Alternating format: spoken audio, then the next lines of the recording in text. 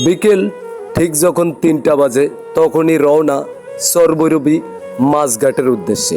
এটি হচ্ছে চাঁদপুর জেলার হাইমসর উপজেলার চরবৈরবী মাছঘাটে আমরা রওনা দিয়েছি। আজকে আমরা দেখব আড়তে, দেখুন কত সুন্দর সুন্দর তরতাজা ইলিশ মাছগুলো। এই মাছগুলো মেঘনা নদীর। এই মাছগুলো আপনারা জানেন যে চাঁদপুর কিন্তু ইলিশের জন্য বিখ্যাত, কিন্তু এই মাছগুলো দাম ধরাছোঁয়ার বাইরে। ইচ্ছে করলেই হাইমসরের একজন সাধারণ মানুষ কিন্তু এই মাছ খেতে পারেন না, কারণ এই মাছের অনেক দাম।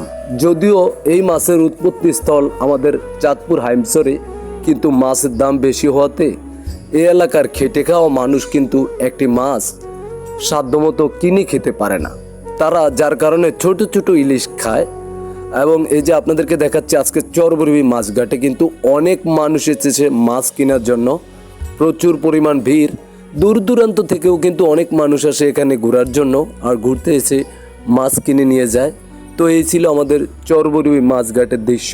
যদি ভিডিওটি ভালো লাগে তাহলে একটা শেয়ার করে দেবেন।